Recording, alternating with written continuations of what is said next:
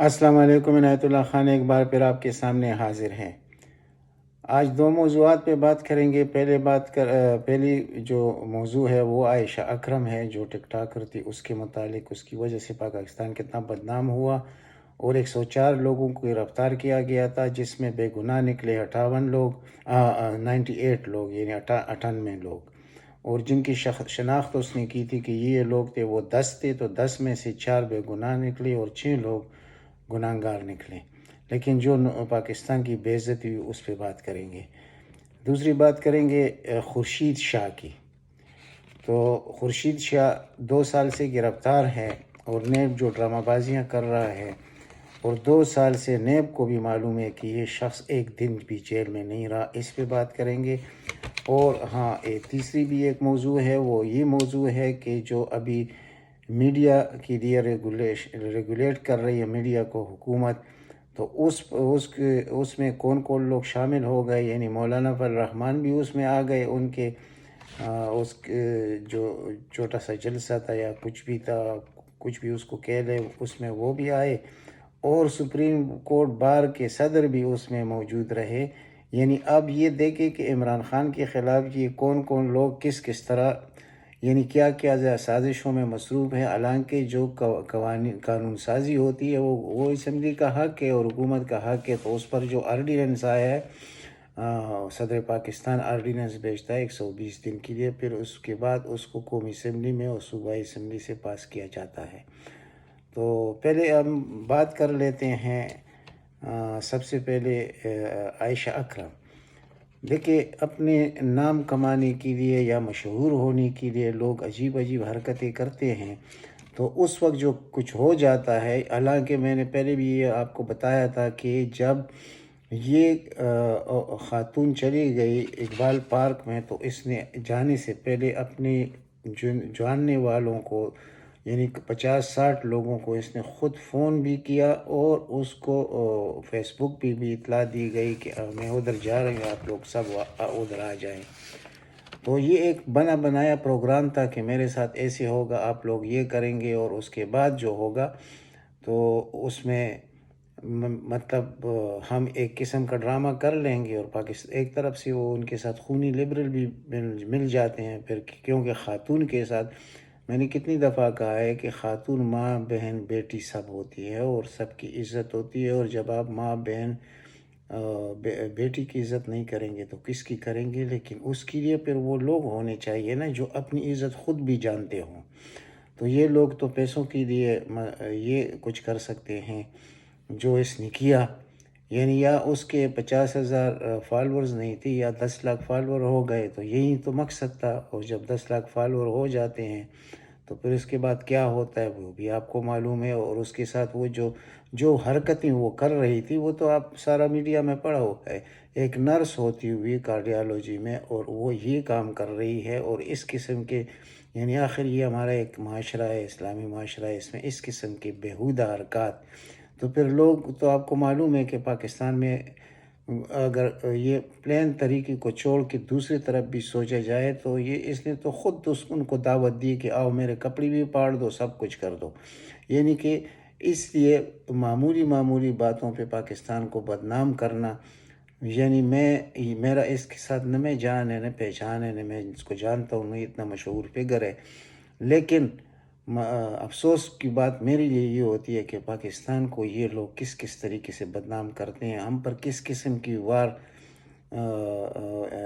ہو چکی ہے، یعنی ایک طرف میڈیا کی وار ہے، دوسری طرف بیرونی دنیا اور اندرونی دشمنوں کی وار ہے، اس میں یہ جو سپریم کورٹ کے بار ایسوسییشنز ہے اور سپریم کورٹ بار ہے، یہ بھی اس میں شامل ہے کہ ایک طرف ہمارے عدالتوں کو بدنام کرنے کے لیے یہ لوگ اتر آئے ہیں، اور یہ وہ کام کرتے ہیں جو تقریباً میرے خیال میں دوسرے ممالک میں اتنی آزاد میڈیا نہیں ہو سکتی، اتنی آزاد یونینز نہیں ہو سکتی جو پاکستان میں ہے۔ ان کو لگام دینا پڑے گا، اور اب فیصلہ ہو چکا ہے کہ ان کو لگام دیا جائے گا، تو وہ لوگ بھی ان قسم کے لوگوں کے ساتھ شامل ہو جاتے ہیں اور ایک افراتفری پھیلا دیتے ہیں میڈیا میں اور پرنٹ میڈیا، الیکٹرانک میڈیا میں، پاکستان کو بدنام کرنے کے لیے یہ سب لوگ پھر ایک پارٹی بن جاتے ہیں، اور ان کو افسوس یہی ہے کہ اس وقت اس شخص کی جو حکومت ہے کپتان کی، اس کو ہم کیسے بدنام کریں، ملک کو کیسے بدنام کریں،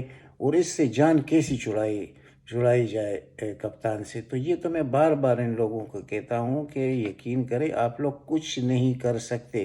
جو کچھ اس ملک کے ساتھ ہونا تھا وہ ہو چکا، ابھی کچھ نہیں ہوا۔ ابھی ادارے بن رہے ہیں، جو بنیادی جو فاؤنڈیشنز ہے پاکستان کے، اس پہ کام ہو رہا ہے، اور جب یہ مکمل ہوگا اور 2023 کا الیکشن آئے گا تو اس الیکشن میں آپ کو معلوم پڑ جائے گا کہ بہت بڑی تبدیلی آئے گی اس ملک میں۔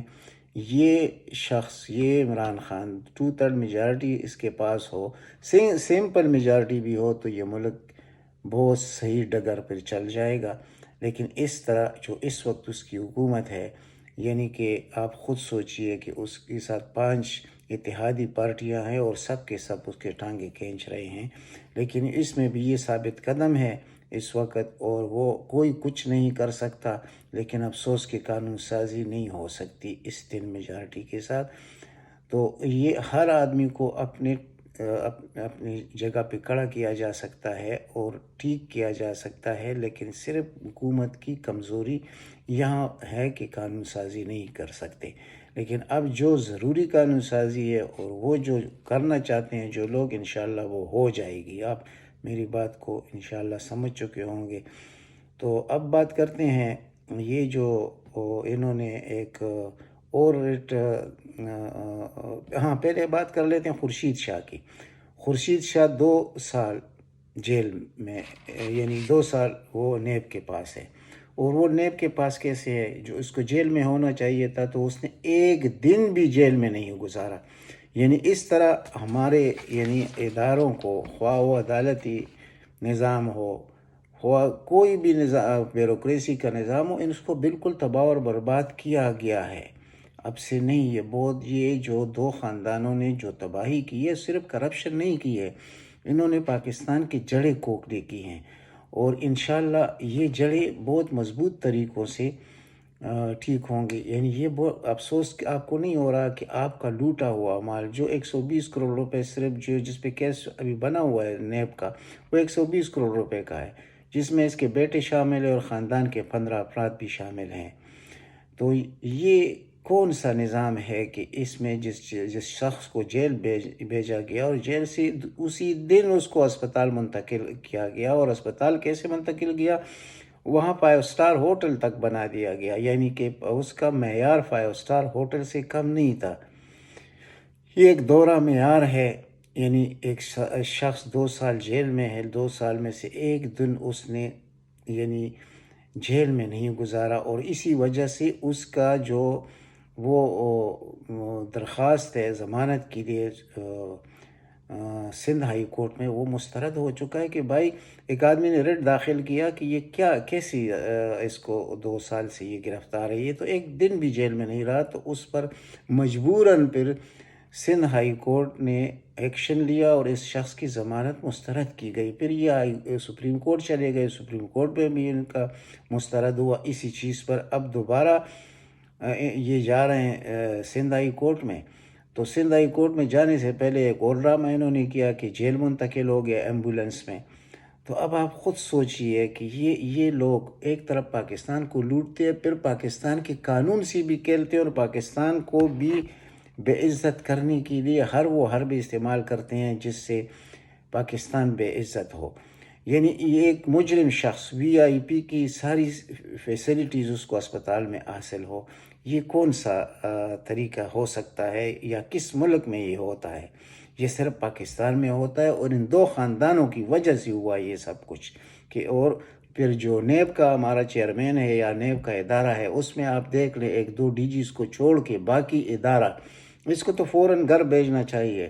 اور افسوس تو یہی ہے کہ کچھ لوگ آئینی پوسٹ پر بیٹھے ہوتے ہیں، جیسے نیب کا چیئرمین ہے۔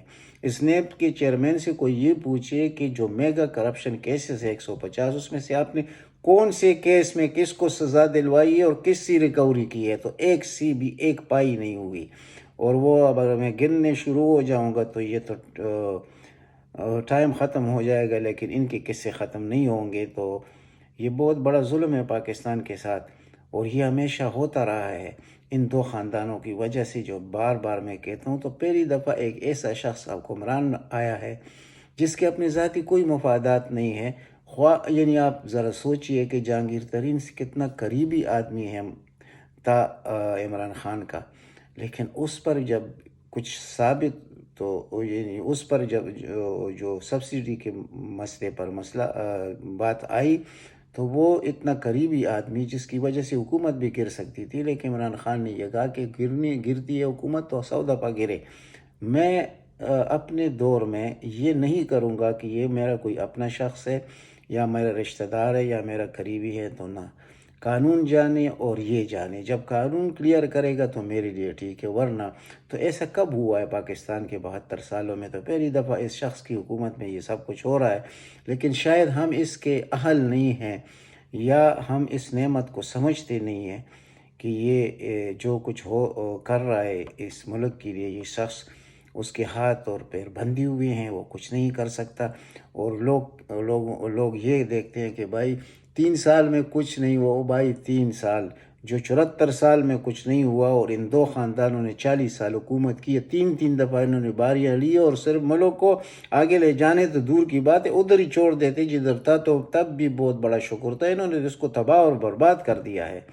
تو ان باتوں کو دیکھتے ہوئے انسان خون کے آنسو روتا ہے جو ان باتوں کو سمجھتے ہیں. یہ سارا گٹھ جوڑ ہوتا ہے نیب کا، ہر محکمے میں یہی حال ہے. دوسرے بیوروکریٹ دیکھے، FIA والوں کو دیکھ لے، وہ کون سی ڈرامہ بازیاں کرتے ہیں. تو اس کو ٹھیک کرنے کے لیے میں نے ایک سجیشن دیا تھا، اور وہ یہ تھا کہ یہ ایسے نہیں ہوگا کہ بس قانون سازی کریں گے تو یہ سب کچھ ہوگا، ورنہ قانون سازی کے بغیر نہیں. یہ 3 بڑے، یعنی chief justice of Pakistan, chief of staff اور وزیر اعظم، ان تینوں نے مل کر ایک جگہ بیٹھیں اور سوچیں کہ اس ملک کا انجام کیا ہوگا اگر ہمارے ہاتھ بھی بندھی ہوئے ہیں، اور یہ لوگ اتنے طاقتور ہو چکے ہیں کہ ہر ادارہ ایک مافیا بن چکا ہے. کسی طرح بھی جو صحیح آدمی ہے اس کو چلنے نہیں دے گا. تو اس کا انجام کیا ہوگا؟ وہ جو انجام یہ آپ نے دیکھ لیا کہ افغانستان میں کیا کچھ ہوا. کیا ہم افغانستان بنیں گے؟ کیا ہم یمن بنیں گے؟ کیا ہم سیریا بنیں گے؟ یعنی اس کی طرف کسی کا دھیان گیا ہے؟ اگر تھوڑی مہنگائی ہے جو سب کو معلوم ہے اور کن کی وجہ سے ہے، یہ سمجھنے کی ضرورت ہے کہ عام آدمی تک یہ بات کیسے پہنچائی جائے کہ بھائی یہ جو کچھ ہو رہا ہے، غریبوں کی زندگی جو اجیرن ہے اس ملک میں، تو یہ کس کی وجہ سے ہے؟ یہ ان 2 خاندانوں کی وجہ سے ہے. وہ پہلے والوں کو چھوڑ دیں، ان 2 کو دیکھ لیں. ابھی 13 سال سے حکومت ہے پیپل پارٹی کی سندھ میں، اور سندھ کو کنڈرات سے بھی بدتر کر دیا انہوں نے، اور نام لگاتے ہیں مرکزی حکومت کا. ابھی مرکزی حکومت کا کیا تعلق ہے؟ یہ تو 18ویں ترمیم کے بعد تو انہوں نے پاکستان کی جڑوں کو تباہ اور برباد کیا، کوکلا کر دیا ہے. تو اب وہ شخص بھی آ کر بلاول کہتا ہے کہ یہ دیکھیں مرکزی حکومت ہمارے ساتھ تعاون نہیں کرتی. جو ڈرامہ بازی اس کو آتی ہے، جو اس کو کوئی سمجھا دیتا ہے، خود تو اس غریب کو پتہ ہی نہیں ہوتا کہ میں نے بولنا کیا ہے، بات کیسے کرنی ہے. تو یہ تو ہمارے لیڈر ہے. تو اور ان کی وہ 13 سال سے اوپر ہو گیا کہ ان کی صرف سندھ میں حکومت ہے. تو سندھ کو انہوں نے کیا بنا دیا وہ سب کے سامنے ہے. اب بات کرتے ہیں جو میڈیا پر قوانین آ رہے ہیں، تو وہ بہت زبردست چیز ہے، کیونکہ فیک نیوز کا ایک زبردست طوفان چل رہا ہے اس ملک میں. کسی کی عزت محفوظ نہیں ہے. اور یہ صحافی لوگ اتنے، یعنی جیسے ہمارے وکلاء برادری میں جو لوگ ہیں جو کرتا درتا ہے، وہ جس طرح بے لگام ہو چکے ہیں، یہ صحافی بھی. یعنی کہ ابھی قانون جو بن رہا ہے وہ کیا بن رہا ہے کہ فیک نیوز نہ ہو، اور جو لوگ کام کرتے ہیں میڈیا میں ان کی تنخواہ وقت پر ادا کی جائے، اور خواہ وہ پرنٹ میڈیا ہے، وہ الیکٹرانک میڈیا ہے، تو ان کو ریگولیٹ کرنے کے لیے، ان کے لیے قوانین بنانے کے لیے جو کچھ ہو رہا ہے. تو اب یہ کہتے ہیں کہ ہمارے اوپر پابندیاں آنے والی ہیں. یعنی کون سی پابندیاں؟ اس میں آپ یعنی میں ایک بیان دیتا ہوں، فیک بیان دیتا ہوں، کسی کی عزت اچھالتا ہوں، تو وہ میرے اوپر تو وہ قانون لاگو ہوگا، اور اب بہت زبردست طریقے سے ہونے والا ہے. تو اب اس میں ایک ہے وہ مبشر زیدی، اس نے جب بات کی تو فواد چودھری نے یہ کہا کہ پہلے یہ پوچھے کہ یہ شخص خود صحافی ہے بھی کہ نہیں، یعنی یہاں تو عجیب عجیب صحافی ہوتے ہیں، اب سارا عالم کو دیکھتے وہ بھی صحافی بنتا ہے، صحافی بن کے حکومت کی نوکری بھی لیتا ہے، یعنی وہ جس طرح کرتا ہے نواز شریف کے لیے جو کچھ کرتا تھا تو اس کو وہ نوکری بھی مل گئی۔ اچھا وہ انجوائے کیا اس نے، پھر اس نے کہا کہ میں نے صحافت چھوڑ دی۔ جب آپ نے صحافت چھوڑ دی تو پھر آپ کیوں آتے ہیں صحافت میں، اور صحافت پہ بات آپ کرتے کیسے ہیں؟ یعنی آپ کا کوئی دین ایمان بھی ہے کہ نہیں ہے؟ تو اب جب یہ ان کا وہ ہو رہا تھا میٹ دی پریس والا پروگرام ہو رہا تھا، تو اس میں مولانا فضل الرحمان کو بھی بلایا گیا تھا۔ تو مولانا سے جب یہ پوچھا گیا کہ بھائی آپ، ایک سوال ہوا ایک صحافی کی طرف سے کہ آپ افغان حکومت کے ساتھ تعاون کریں گے اور آپ کو یہ جو طالبان حکومت ہے یہ جائز لگتے ہیں؟ تو اس نے کہا بڑی نیم دلی کے ساتھ کہ ہاں ہم تو تیار ہے، اور پھر یہ افغان طالبان کو بھی ہم مانتے ہیں، لیکن اس کے دل سے خدا باخبر ہے کہ اس کے دل کے اندر کیا ہے، کیونکہ آج کل وہ جن لوگوں کے ساتھ ہے وہ تو ان لبرل خونی مافیا کے ساتھ ہے، وہ اس پہ سر دیتے ہیں۔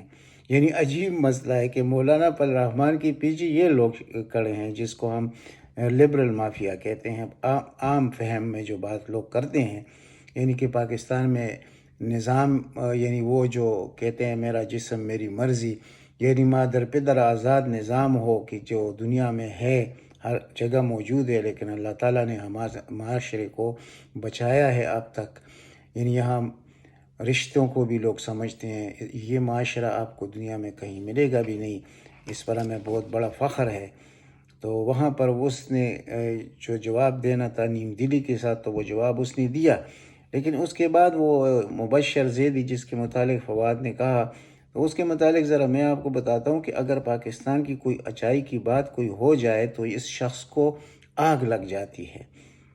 اس نے کہا کہ ضیاء الحق کے دور میں ہم نے کوڑے کھائے، اور پھر آپ کے والد صاحب آئے تو والد صاحب کو ہم نے، آپ کے والد صاحب کو پھولوں کا ہار پہنایا۔ یعنی اب کہاں مبشر زیدی وہ بنتا کون ہے اور اس کا تعلق کیا بنتا ہے مولانا کے ساتھ، کیونکہ مولانا تو خود کو پیش کر رہا ہے کہ اسلام کا عالم اور اسلام کا مولانا، تو ان جیسے لبرل کے ساتھ اس کا کیا تعلق بنتا ہے؟ یہ بڑی افسوس کی بات ہے۔ اب جو صدر پاکستان کی طرف سے وہ آرڈیننس جاری ہوا ہے میڈیا کے لیے، یہ 120 دن کے لیے ہوتا ہے، اس کے بعد یہ اسمبلی میں جا کے قانون بنے گا، پھر سینٹ سے بھی پاس ہوگا، تو انشاءاللہ یہ سب کچھ ٹھیک ہوگا۔ لیکن یہ لوگ جو ہے ان کا جو دورہ معیار ہے میں اس پہ آپ کے سامنے بات کر رہا ہوں۔ تو میرا اپنا اندازہ مجھے یہ بتا رہا ہے کہ اب دیکھیں ان کو تکلیف کیا ہے۔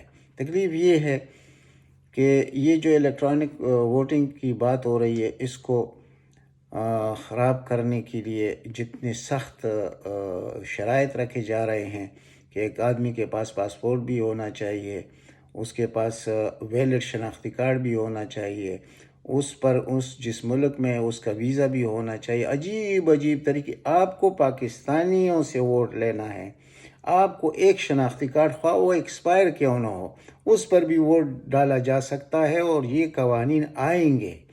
تو اس میں کون ملا ان کے ساتھ؟ Chief election commissioner. اب چیف الیکشن کمشنر کون ہے؟ وہ تو مریم کا ذاتی خادم ہے۔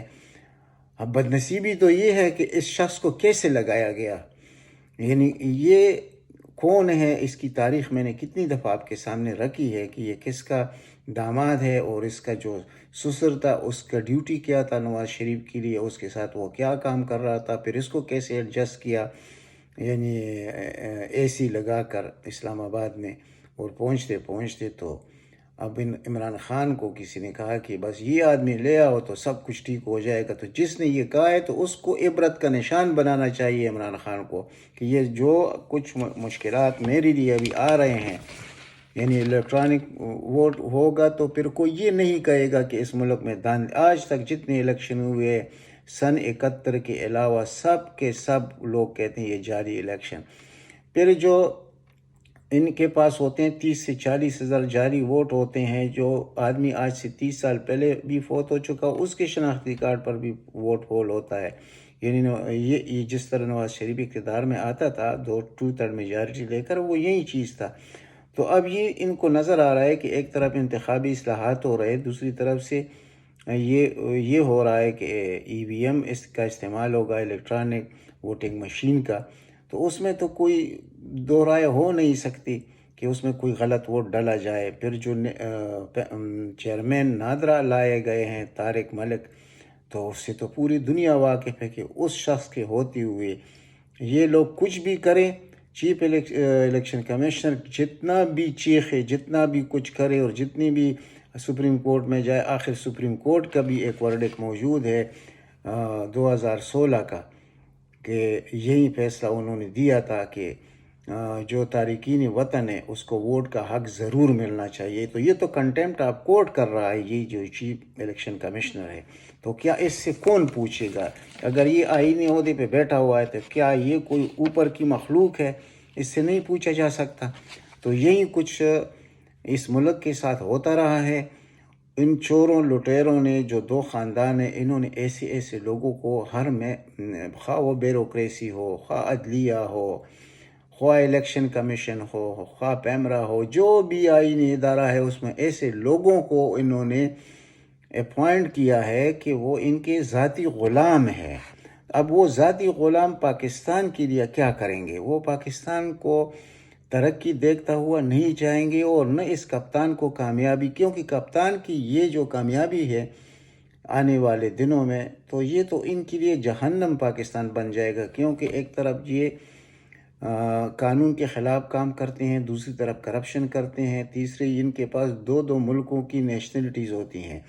یہ آپ چیک کریں، اگر کوئی صحیح معنوں میں ایک ہی جنسی بن کے وہ چیک کرے کہ ہماری یہ بیوروکریٹ کتنے ممالک کے نیشنل ہے، تو تب پتہ چل جائے گا. ان کا کوئی پاکستان کے ساتھ ہمدردی کا کوئی لین دین ہو نہیں سکتا. تو جب ایسا ملک چلنا ہو، یہ تو اللہ کی طرف سے ہمارے اوپر ایک رحمت ہے کہ اللہ نے ہمیں ایسا ملک دیا، اور اس ملک کو رکھنے کے لیے ہمیں افواج پاکستان دیے ہے. اور افواج پاکستان وہ جس کی لوگ مثالیں دیا کرتے ہیں دنیا میں سب سے پہلے نمبر پر ہماری افواج پاکستان ہے. اور اسی طرح ہمارے ISI جس کے پیچھے ہمارا پورا یہ جو پیڈ میڈیا لگا ہوتا ہے، اور وہ جس طرح صبر کر رہے ہیں. یعنی کوئی اپنے آپ کو گولی کس طریقے سے مارتا ہے، جیسے اب سارا عالم نے کیا. دوسرا وہ متی اللہ جان جیسے لوگ، یہ آرمی میں جب 2nd لیفٹیننٹ بھرتی ہوا، اور اس نے کاکول میں جب یہ ٹریننگ کر رہا تھا، اور اس کاکول میں اس نے جو چوری کا ایک کیس اس پہ آیا تو اس کو نکالا گیا. اس دن سے یہ افواج پاکستان کا دشمن ہے. تو جو افواج پاکستان کا دشمن ہے وہ پاکستان کا دشمن ہے. تو میں اس لیے کہتا ہوں کہ ان لوگوں کو جب تک صحیح معنوں میں ٹھیک نہیں کیا جائے گا قانون کے ہاتھوں، تو یہ ٹھیک نہیں ہوں گے. ان لوگوں کو تو چاہیے کہ یہ ابھی کبھی دوبارہ وہ دور آ نہیں سکتا جو میں بار بار کہتا ہوں. تو ان کا تو وقت ختم ہو چکا ہے. ان کے جو آقات ہیں وہ دوبارہ نہیں آ سکتے. تو ان کو یہ ملک ہی چھوڑ دینا چاہیے. یعنی کہ معمولی بات پر، جیسے پہلے میں نے آپ کو کہا کہ وہ عائشہ اکرم نامی عورت جو ہے، اس نے جس پلان طریقے سے جو کام کیا، اور پلانٹیڈ تھا سب کچھ، اور اس میں ان لوگوں نے پاکستان کو بدنام کرنے کی اس میڈیا نے جو کوشش کی ہے، ان کو کیا معافی ملنی چاہیے، یہ میں آپ پہ چھوڑتا ہوں. اب تک اتنا ہی. ملتے ہیں انشاءاللہ اگلی ولاگ میں. اگر ہو سکے تو اس چینل کو سبسکرائب کیجئے، تاکہ اور زیادہ سے زیادہ شیئر کیجئے تاکہ عام آدمی تک میری بات پہنچ سکے. اللہ تعالیٰ آپ سب کو اپنے حفظ و امان میں رکھے. والسلام.